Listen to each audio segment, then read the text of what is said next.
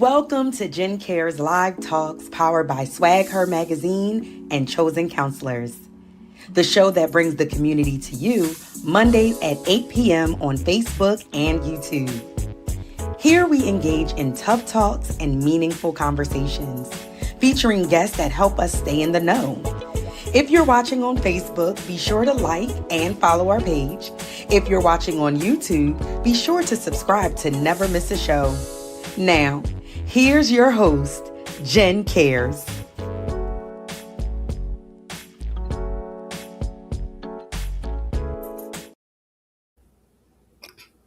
Well, welcome to What's Going On, and I'm your host, Kathy Blaze Jefferson. Thank you for joining us today, and I am so excited to have you here today with Miss Blaque Diamond. Welcome, Miss Diamond. How are you doing today? I'm well. How are you? Awesome. Sorry about that introduction. I don't know where that came from, but someone programmed the wrong introduction for me there. So I'd like to give our audience a gist of who you are and what you've done in your career. So I'm going to read your bio to them. At the intersection of advocacy and influence stands Blaque Diamond, a voice shaped by lived experience and refined through purpose. A multi-award winning author, social worker, trauma coach, and a human rights leader. She has built a career centered on amplifying the voices of those who are too often unheard. As a U.S. IDHR alumni ambassador and consultant with the United States Institute of Diplomacy and Human Rights and the CEO of Access Granted on Roku, Blaque merges media, mental health, and global advocacy to transform conversation into action, redefining what modern leadership looks like in spaces where healing and justice meet. Welcome and thank you for joining us this evening. Thank you for having me. So, Miss Diamond, I always like to ask, where do you originate from? New York. New York? Okay. So, Blaque Diamond, just give us a little gist of what it is you do. I know I just read your bio, but I want you to tell them from your words what it is that you do. Oh gosh. I am an author, but I'm a mother first. I am a caregiver of my mom, who's 101 years old. This Valentine's Day, she turned 101. Oh, And that's really my life with my mom. Everything else doesn't matter. I am a social worker. I've been working in the field for over 40 years. I am a trauma coach as well as a parent coach. And I just became an international protocol consultant with the United States Institute on Diplomacy with Human Rights. So I'm very, very proud of that. And I'm going to start branching out a little bit more with that. And I guess that's probably just about enough. And I have the Roku station, Access Granted, which will start airing next week as well. And that's the CEO, is that COO of Black House Communications. And I have my own podcast, which is Basic Black After Dark.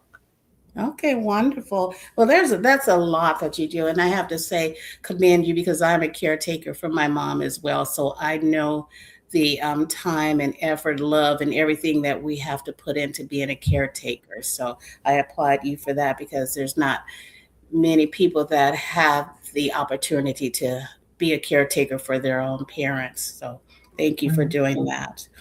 What inspired you to become an advocate and trauma coach? Well, honestly, it came from seeing too much and staying quiet too long. I've experienced parts of what I now advocate for, and I've worked inside systems that don't always protect the people they say they are helping. And at some point, I realized I just couldn't do the job. I had to speak up. Advocacy became personal, and trauma coaching became the way I help people heal instead of just coping.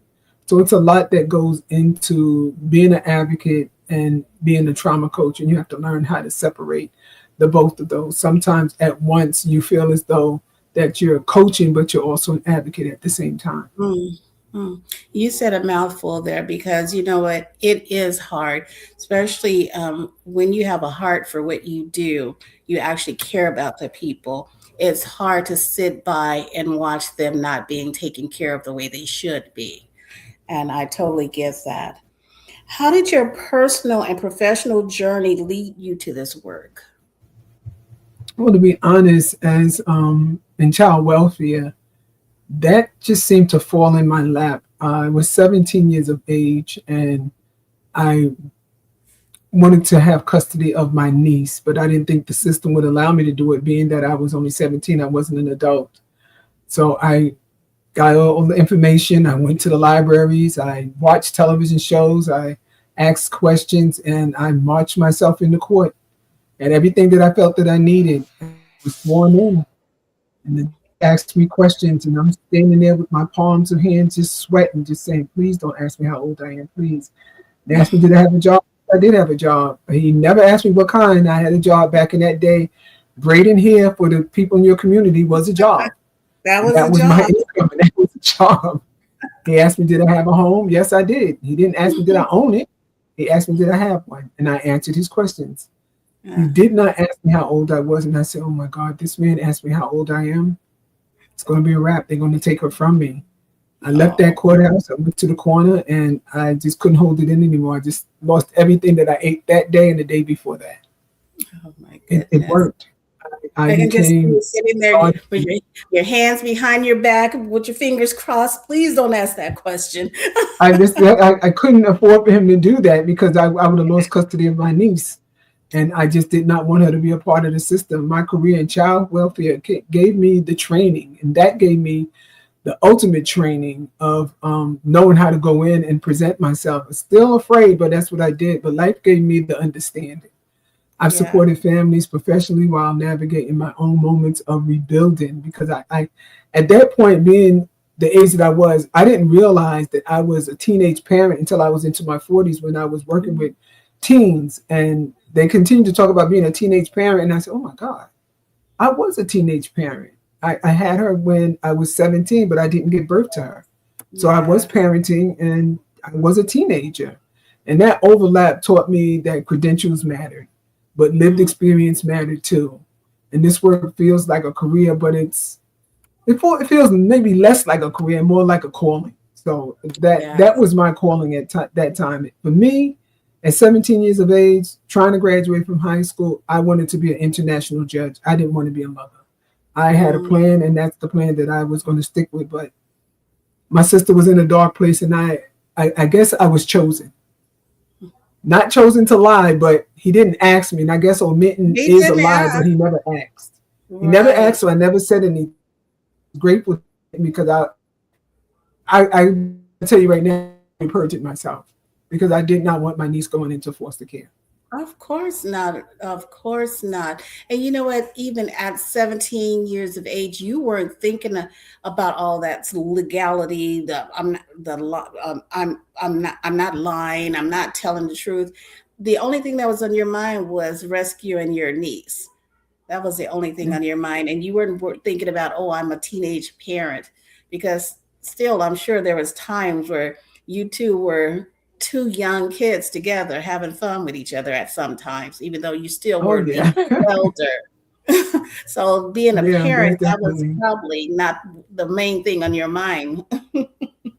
I didn't know, watching my mom and my aunts, my mother is the last of 16 children, and to be able to watch my aunts raise their children, I learned a lot just watching everyone. So I'm not saying I didn't have a childhood, but becoming a parent was it was easier than I thought it would be, but there were days that I Right, wanted to just be a teenager and be able to do what everybody else was doing. But I had a responsibility, and it right. was the responsibility to her. And then came a nephew, and then came another nephew, and I just became that person. And that's where social work started with me. Yeah. And you know what? You will hear that a lot from individuals that were raised in big families. The eldest child was I don't want to say didn't have a childhood, but that was usually the person that was helping mom and dad with the younger siblings. So it felt like they already had mastered the art of being a parent at a young age But because they had to be the caretaker for their siblings. the thing that's a little different with that, the twist is I'm not the oldest. I was the youngest child. You were the youngest, but So I, you were yeah, watching is what you were doing. yeah, I was watching, very carefully watching. It's not that it was mistakes. It was just, if this ever happened to me, if I ever became a parent, what would I do? But that wasn't on my mind at that time. My own was just moving forward with school, but family was always first for me, and that's what it took. And it just took that one day to make that shift in my life, and that's where I landed, and that was to be a parent. Can you tell us what were a couple of your biggest challenges during this, getting to get to where you are today? To be honest, I would say instability. There was too many moves, too many adults making decisions, and not enough listening to the child. Um, a lot of kids are reacting to trauma, but they're labeled as problem behaviors instead of kids who are hurting. So that's one of the biggest challenges back then as well as now. Hmm. Well, if you're able to tell, what was it that pushed your journey towards trauma? Was it something that was personal, or was it once you got into the professional field? It was definitely something that was personal. I've shared this story with others, so I don't um, feel as though that it's a problem to talk about it now. It was most people left New York during 911. When people are asked, well, why did you leave New York? People would say because of 911, if that's when they left. And I too said 911, but my 911 wasn't the same as everybody else's. My 911 was because somebody had put a hit out on my family, on my children, and my husband, and myself. So Oh, we had to leave. And we left two homes behind. I had owned two homes at that time. And we couldn't go back. I say landed in another state because that's not a state that I would have chosen to move to, but that's where I landed. And I stayed in that state for a little while. And I'm still there. I'm still here. And after being here for a while, I lost my husband. My husband was body was laying in the morgue for 3 weeks. Nobody told me. Nobody contacted me. Nobody said anything. I'm running around looking for him. Hospital, places he frequent. Everybody had the same answer. He's not here. I made that last call, and they had told me he wasn't there. So I said, okay, he's not there. And I called back again. Something said to call back, and I called, and they said, yes, ma'am, he's here. And I didn't wow. believe them. I didn't believe them. So we went down to the morgue. I had some relatives go with me, and I told them that he had a tattoo on his arm, his left arm, as a matter of fact. And they went down to check the person's body down there, and they said, no, ma'am, this is not him. So as we approached and proceeded to leave, they came back and they said, ma'am, it is him. And I'm back and forth with, ma'am, it is, ma'am, it isn't. So I asked, can I see his body for myself just to confirm whether it's him or not? And when I tell you that it was the longest green mile that I've ever taken, Hmm. the movie is right, the Green Mile. It was the longest Green Mile that I've ever taken. First, they took me into the office, and they had a death certificate there with his name and everything on it. And I said, it's odd that they have his name on it, but you said it came as a John Doe. How would you have a name and he's a John Right, Doe? So right. I asked to see his body, and they took me into a room that was nothing but silver walls, and behind those walls was bodies where you can, open the doors and the drawers and pull bodies out. But Mhm. a body was laying on the table, and when I reached the door and I saw the body on the table, I didn't have to go any further. From the top of the head, I knew who it was. And sitting You here knew. now, I can still see his head, and I walked around to his body to see him. And I looked down, and I just looked up, and I said, thank you, God. And I thank God for allowing him to look the way that he did, because he was preserved for me to have his children see him when I had to have his services. But Right. my husband was gone, and I went through a rough patch because they had me running from place to place. When I went to go collect his personal belongings, they told me they couldn't give it to me because of the HIPAA law. I had to quote them so many different things about the HIPAA law and who I was. I was his wife, and you Mm. should have contacted, called your hospital, and you told me he wasn't here. They told me in order for me to get his belongings, I had to go back to the morgue to get the permission from them to get his belongings. It was just a running around that day, and they gave me the permission, which I don't understand why I needed it. And I went back, and they gave me his belongings, and lo and behold, in his belongings was his wallet. It had his Mm. ID, my phone number, it had my child's medical card, and it had my picture. So I'm wondering, how is it that you did not call me with all that information? When he came in, was he dead on arrival? I don't know, because from what I was told, that the doctor would not declare him dead. They had to wait for somebody to come in to declare him dead. I said, then if you wouldn't declare him dead, what happened? To this day, and it's been 20 years this November, Mm. I still have no answers to what happened to my husband. You're telling Wow. me that he was clean. I asked for autopsy. He was clean. So then what happened? They told me that he had a heart attack because he was running for the bus. If they had stopped that he had a heart attack, I would have believed it. But to tell me that he had a heart attack because he was running for the bus, for one, who saw him running for the bus? So that Right. means that you have a witness. So there was a That lot of right there, information that was I missing for wasn't you. Yeah. I wasn't buying the story then, and I'm not buying it now because I know my husband. Mm. There was many of days that we would have to catch the bus, and my husband did not want to run for the bus because he'd rather smoke a cigarette and always let that bus go by and say another one was coming. So I knew that wasn't the truth. So I know to this day that I probably will never, ever know what actually happened to my husband. But I know that he's gone. I know I had to deal with what I was told, and it was years. I searched, I looked, I asked questions to people. I went to the police department. I went to shelters. I went everywhere just to get answers. And I went to one particular shelter, and they gave me some information. And I turned to him and I said, but you knew who he was here and you knew he was dead. And Mm. in that folder, it stated emergency contact, and it had my name. It had If all death your is not an information. emergency, then what is it? So Right. I'm Right. still beginning to believe to this day that there was foul play somewhere along the line. Mm. And You know what? I'm not. And that's why advocacy is so important for people that's going through situations like this. You know what? There's times where certain groups of people get the shaft, they get pushed aside, they don't get the care, the treatment that other people get. Is as if they're not as important. So we Yeah, need this is what people I like, didn't understand. yes, we need people like Blaque Diamond to be there to advocate for them that's gone through this type of trauma, that knows what's out there and what's happening. Yeah, it was so bad that they put his name in the paper underneath homeless. And I said, you had no authority to do that. When he had a family, he had a home.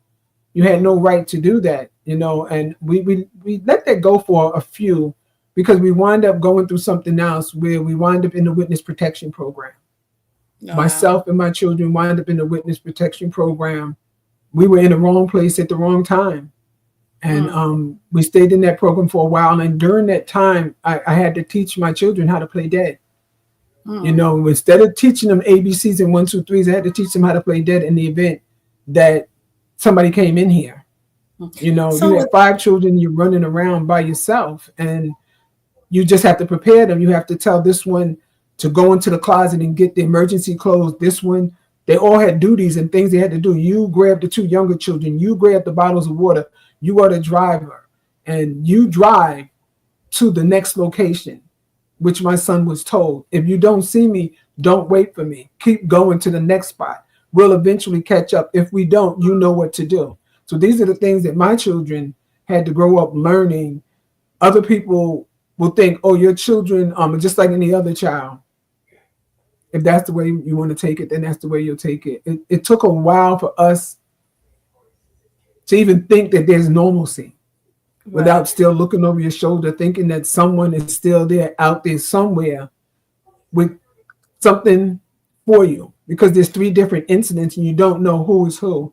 So it took me a while to start to build that trust. And there are times still when I look over my shoulder, I go in rooms and I pivot because I need to know who's in that room. If I feel uncomfortable, I'm going to leave. Right. So I said, it's just the way that I live. Right. Speaking of the word normalcy that you just mentioned, through everything that you've gone through with yourself, your children, how did you pivot to get to where you are right now? What took you there? How did you get there? What There's started another that? way of living. There's always another way of doing things. I knew that God wasn't going to let nothing happen to me. I think that he chose me a long time before I knew I was chosen. And in order for me to do whatever it is that he wanted me to do, I had to get through, he had to put me through those things. Because if I didn't go through that, I wouldn't be able to do the things that I'm doing now. I still don't know the things that I'm doing now. It just seems that it makes some people happy. So I said, let me stay on this happy boat because this is where he wants me. And I am doing this. And then if he wants me to do that, I will do that. So wherever he takes me, I'm going to follow because he haven't steered me wrong yet. Steered you So this wrong, is where yeah. I'm at. Some say I take on too much, but I guess he feels as though I can handle it. I want to jump to another area. There's you spoke about grandparents' rights. Can you tell me what why are grandparents' rights often overlooked? I don't understand why. I really don't understand why grandparents usually step in quietly. Who at my age do you think want to start all over with Pampers, with sitting up in the middle of the night, with Right. diapers, with teaching them how to write their names? We don't want to do that. We want to live our life. But when they're our grandchildren, we're looking at, I'll speak for myself, phase two. I had to go down that same journey for grandparents' rights to get custody of my grandchildren. Now, the first time I tried it, I lost because I wasn't equipped because I didn't know grandparents didn't have rights. So I learned later on that in no state do grandparents have rights. So I had to figure out a way to get this grandparents' rights. And I Mm, went the next time and I won that time and I won the next time. So now this grandparent has rights. They don't ask, we don't ask for recognition. We just want to do what we need to do to have it done. But unfortunately, the system doesn't always value that kind of love unless there's paperwork involved. And I say that to say this. When a child enters foster care, they look for family. And a lot mhm. of times the family member that they're looking for are the grandparents. They'll go to the grandparents then to ask them to take on the child or the Right. children. But if a grandparent walks in and says, I want rights for my grandchild, you'll tell them no. Mm, And I asked the system to look at it.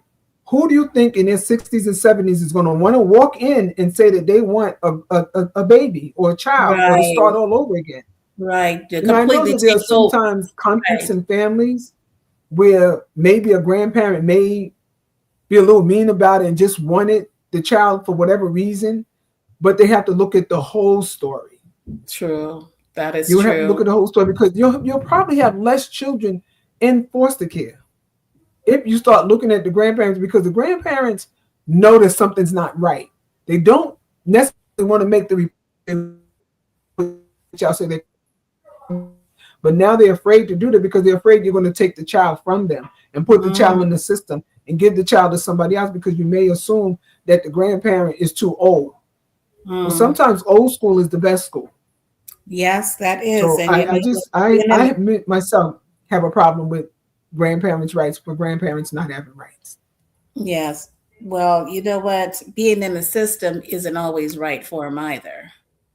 No, it's not. We have too Not many at all. children, over 400,000 children that's in the foster care system now. So we do need loving homes for these children. I'm not here on your station to pitch for it, but I'm going to pitch for it anyway.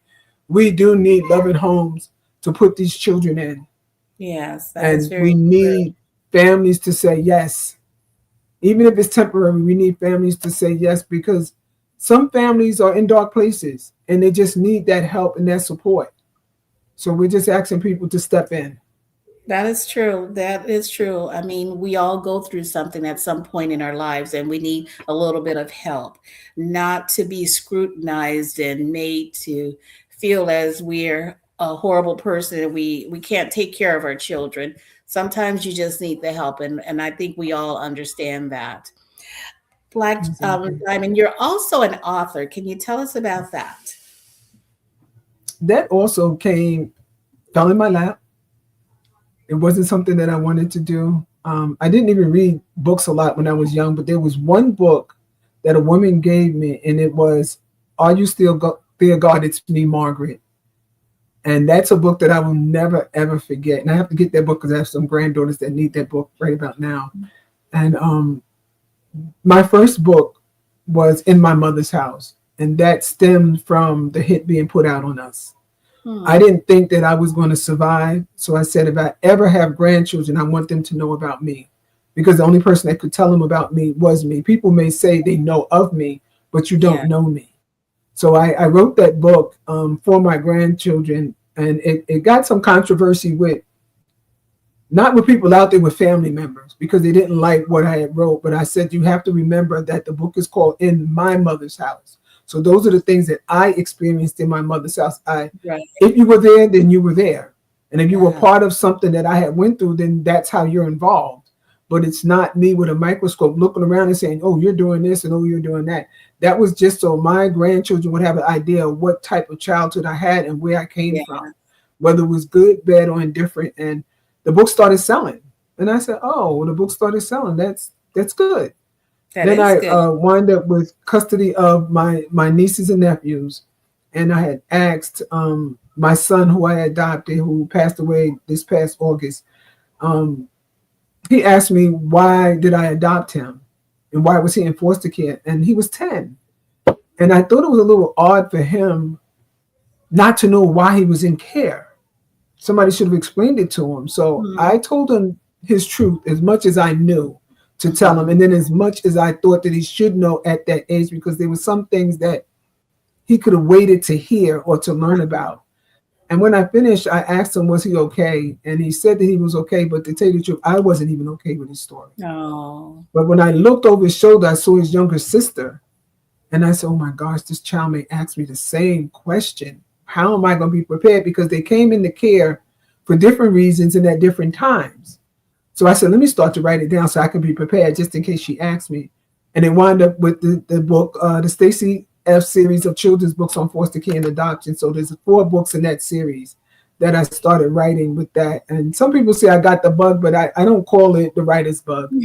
I call it lived experiences. And that's Uh, how I write. I write on things that I know about, things that right. I've Right. lived through, or things that I put myself through in order to get you what I feel is you need as a reader. And that comes to my book, The Habitual Liar. That book took me 5 years to write, and it also put me in therapy. I Oh my needed goodness. therapy because if I did not go through therapy, I would have lost myself and I would have Hmm. been in a bad place. So it took that long, and I'm so grateful for the psychiatrist and the therapist that journeyed through this with me. They knew what I was doing. They knew why I was doing it. They may have thought I was a little crazy to put myself through the things that I was putting myself through, and it was a little dangerous with some of the stuff. But this character is just as real as she can be, because there are people like this character. In order for me to know more about it, I had to do a lot of research, and that was putting myself in Yeah. certain So situations. you're talking about your life stories, and a lot of times, other individuals are going through these things, and they don't know how to deal with it, how to get out of a situation that they're in. And talking about storytelling, how do you think storytelling creates change? Because somebody else is going through it. Some people survive whatever it is they're going through, just to let them know that they're not alone in this. You may Hmm. be living in a totally different state on the other end of the world and could be going through just what I experienced. But I'm here to talk about it. I know there are people going through the witness protection program. I don't know who they are. I Hmm. don't know what they're going through, how they got in there, but they may hear my story. I'm they have it, I guess, called snitching and stuff like that. We were in the wrong place at the wrong time, and somebody saw us there, and that's how we got involved because somebody gave our name. Wow. I'm not going to sit here and say whether we would have said anything or not. I'm just saying that's how we got involved in it. Okay. Having a hit put out on us. Hits are put out on a lot of people for different reasons, but when your own family member put a hit out on you, you start to doubt a lot of things. So my stories, when I write them, I just try to get people just to understand, even if they haven't been through any of these things, I try to get them to look at life differently. Look at it through the set of lens of somebody who's been traumatized, somebody who's been going through something. Because there's always somebody that's been going through something. You're traumatized when you go to the dentist and you have a root That canal. that's for darn sure. So there's trauma everywhere. So I can't tell you that there's not one person that I know that hasn't been traumatized by something. It's just not as Yes. severe as somebody else's. You know what? And a lot of times we just don't know how to recognize. Some people aren't able to recognize it until it's gotten to, it's peaked or gotten to this higher level, and other symptoms are starting to occur. A lot of times we don't recognize that we've been traumatized in some way. And You've that's gone through a exactly lot. right. That's why we came up with the podcast, my Mm, podcast, Basic Black After Dark. I also wrote the book, Cracks in the Surface, Strengths in the Core, Not Easily Broken. And that was based on the book, The Habitual Liar. And the word habitual liar is spelled exactly the way that I wanted it to be spelled. It's not a misspelling, it's spelled correctly. And those two books, The Habitual Liar, as well as Turning Pain into Purpose and Purpose into Progress, it came about right after that book. And when we did the podcast, we had a panel of individuals who I love them for agreeing to be on the panel, and they did the work. They opened up that book, and each week that we met, we talked about it. They did the work, and I didn't want them to be alone on that journey, so I did the work in the book. And when I finished the book, I looked at myself and I said, I wrote this book, but I answered it as if somebody else wrote this book. And I said, mm, I can't believe I ask these questions of individuals. And I can't believe that I'm answering them as if I'm a person. Well, I am the person who did go through these things that's in this book. So we did that book because of people are traumatized. And now we're going through Turning Pain into Purpose and Purpose into Progress, which is on Roku under Access Granted. So that's something different. And we have some people who have some lived experience and some professionals who are on there, but it's not a panel. It's just a group of us just talking about the sessions that's in the book. So we take you through 12 sessions. And some people okay. have been traumatized, so they're welcome to purchase the book. They can go on my website and they can join in and watch it, but that's recorded. And if they have any questions, they can easily send us an email or they can send us any messages in order for us to answer them back. So trauma is Okay. just something that fell in my lap. So with all that Black Diamond has done, the great accomplishments and everything that you've gone through with your family, and what can we expect from you next? Wow. I'm going to keep pushing for human rights. Uh, um, I'm writing more books. I'm getting out there and I'm speaking more for Okay. the vulnerable. And I have some surprises that's coming up for some people, which I'm very happy to be working on and working with some wonderful people on it.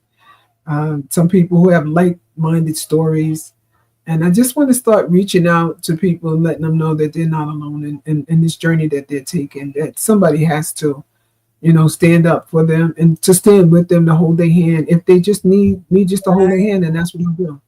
Right. And you know what all that you went through, and you were doing it with your children. So, I mean, imagine someone out there. At least you had your children to hold on to. If they're just out there by themselves and not knowing what to do. So I love what you're doing. And can you tell us where can they find your podcast? When can they watch it? The podcast, Basic Black After Dark, is every other Friday, the first and third Friday of the month at 8 p.m. is with the Crew Network. And then Roku is access granted, and that just started. We just started that, and that's turning pain into purpose and purpose into progress. So that's recorded, so they can watch the recordings on Mondays, but we're going to try to put it out every day so they can just continue to watch it. If they missed that, they can continue. And we're working on other shows that we're going to be bringing people similar to that. So we're really getting quite busy with doing some of the things that reach out to people and let people know that you're not alone, that we're listening. We hear you. Yes, yes. So if someone wanted to reach out and contact you, how would they find you? They can go on Facebook. I'm under author Blaque Diamond. My website is basicblack.com. They can go on that. That's where they can also see the books. Instagram is basic_black. And YouTube is at Blaque Diamond 2262. If they need to email me, they can email me at Basic Black Essentials.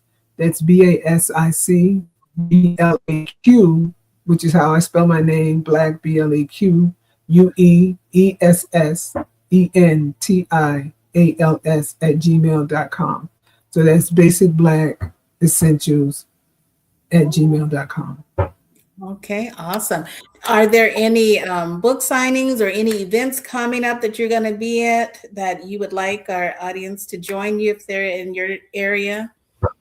Although I'm an author and I write books, I write the books. I do occasionally do book signings. That's not a big thing for me. I'm more so wanting to work with people with trauma, and it usually comes through the book, and I bring the books there. I was just at a church, and I had a book signing there. So as things come along, I go along with it. I will be in Chicago. I will be in Atlanta. That's coming soon, and I'm going to be at a conference in Florida. So I'm not sure if I get a chance to do a book signing there. And at the end of the year, I'm going to be back at it again, just going right into it again. So I'm in the middle of writing 2 more books, and I'm just really happy and very proud. One of the books is very, very, very dear to me. Such a busy bee there. Keep it up. Keep up the great work. And I'd like to also ask, how's your experience been thus far with Swagger Magazine? Oh, it's been great. It's really been great. I'm loving the cover. I'm loving the feedback. Loving what you guys do. And I appreciate you so much for bringing that magazine to the forefront. It warms my heart, especially the title, Swag Her Magazine. I just said, wow, yeah. It's wonderful and it is lovely. And I have just been passing the word along. You know, you would get subscribed for one, and try to get on there if there's something that you feel as though is worthwhile talking about, and they may get in contact with you and tell you that, hey, they want to have you on the show. Right, because we need to hear more stories like this. We need to hear, these are true life stories. That's what we need to hear. We need to know what's going on in our communities. So I want to say again, thank you, because we have too many of our children that are in foster care or that are being traumatized, and they have no one there to support them. So again, thank you for all that you do in our communities. Thank you. And it was such a pleasure to have you here today. And I would like to thank you all for joining us here today on What's Going On, and we will catch you next time.